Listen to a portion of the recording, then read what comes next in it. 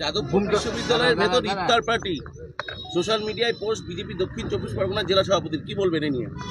দেখুন, ইফতার পার্টি তো একদিন চলে এসছে, এখন মহাকুম্ভ শুরু হয়েছে, তারপরে যাত্রা শুরু হচ্ছে, নতুনভাবে সব শুরু হচ্ছে। মহাকুম্ভ ভারতবর্ষের দিশা পাল্টে দিয়েছে।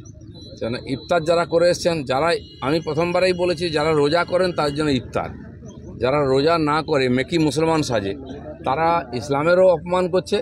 আর কিছু ইসলামে কিছু নেতা আছেন চামচাগিরি করেন এই নেতাদের, তারা ডেকে নিয়ে গিয়ে ইফতারকে অপবিত্র করছেন। সেজন্য যারা ইফতার করছেন, রোজা করছেন, তারা ইফতার অবশ্যই করবেন, তাদের অধিকার আছে, আমরা তাদেরকে শুভেচ্ছা জানাই। কিন্তু এই যারা মেকি মুসলমান, কখনো তিলক, কখনো দাড়ি, কখনো টুপি রেখে কেউ নামাজ পড়ছে, কেউ ইফতার করছে, এদের থেকে যেন মুসলমান ভাইরা সাবধান থাকে। তাহলে কি বলবেন, এটা কি যাদবপুর বিশ্ববিদ্যালয় নাকি মাদ্রাসা? এই ইফতারের তো অনেক জায়গায় রাষ্ট্রপতি ভবনে হয়েছে, ইফতারের রাজনীতিটা বন্ধ হোক, ইফতারকে ইফতার হতে দিন, শিবরাত্রি হতে দিন। আমি তো একাদশী উপবাস করি, কালকে করেছি, আমি তো বলতে জানি লোককে এ সমস্যা একাদশী কর, যার শ্রদ্ধা যেটা সে সেটা করুক, কিন্তু মাঝখান থেকে ঢুকে গিয়ে এই ধান্দাবাজগুলো সব কিছু গুলিয়ে দিচ্ছে।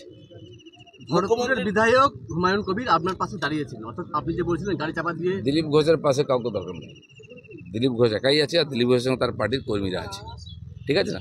উনি ওনার মত বলেছেন, ঠিক আছে, প্রত্যেকে বলছে। উনি যদি আমার বিরোধিতা করতেন তো কী হতো? আর হুমায়ুন কবিরের সঙ্গে আমার বন্ধুত্ব ছিল তখন, এখনও আছে, আমাকে গালাগালি দিয়ে আর প্রশংসা করুক, তার জন্য কিছু যায় আসে না। আপনাকে কোন ঠাসা করা হচ্ছে বলে বলছিলেন তিনি। দিলীপ ঘোষকে কে কোন ঠাসা করবে?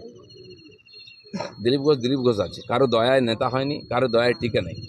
দিলীপ ঘোষ সাধারণ মানুষের সঙ্গে আছে, তারা আমার সঙ্গে। সকালবেলা দেখুন 50 জন আমার সঙ্গে মাঠে হাঁটছে, তো কি আমি কি দিয়েছি ওদেরকে? আমি এসেছি আজকে আমার কর্মীরা আনন্দের সঙ্গে, যারা কোনোদিন উঠে না, 6টার সময় এসে রাস্তায় দাঁড়িয়েছে, আর এভাবে লড়াই করে আমরা পার্টি দাঁড় করিয়েছি।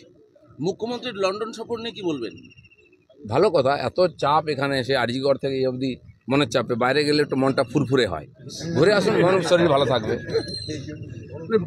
বিনিয়োগকারীদের এখানে আসার জন্য আহ্বান জানাচ্ছেন লন্ডনে। উনি তো 15 বছর ধরে জানাচ্ছেন, কেউ এসেছে? আর এখানকার যারা ব্যবসায়ী, এখনও ভালো ব্যবসা যাদের চলে, তারা বলুন তো গত 10 বছরে কোথায় ইনভেস্ট করেছেন? তারা সব বাইরে ইনভেস্ট করছেন, বুঝতে পেরেছেন এখানে ব্যবসার কোনো ভবিষ্যৎ নাই, পশ্চিমবঙ্গের কোনো ভবিষ্যৎ নেই, বাংলাদেশ হওয়ার মতো যাচ্ছে। আপনারা যে স্লোগানটা দেন, পুলিশ তুমি উর্দি ছাড়ো, তৃণমূলের ঝান্ডা ধরো, তাকে চাপ প্রার্থনার আইসি পুলিশের তৃণমূলের উত্তরে পড়ে মঞ্চে বসে আছেন, এটা কি আপনাদের কথার যে প্রতিফলন সেটা কি দেখা যাচ্ছে? সে তো এটা হয় বলে আমরা স্লোগান দিয়েছি, এমনি নয়। এখন কে কত তাঁবিদারি করতে পারবে, কে কত চামচাগিরি করতে পারবে, চটি চাটতে পারবে, তার প্রতিযোগিতা চলছে। আমি ভাই, কাল পাল্টে গেলে কোথায় যাবে? তোমাকে তো চাকরি করতে হবে, বউ বাচ্চা আছে, নিজের ভবিষ্যৎ আছে, নিজের ভবিষ্যৎ নষ্ট করুন এই চোরদের সঙ্গে থেকে। চলুন, বাকিটা ওখানে চায়ের সঙ্গে হবে। ঠিক।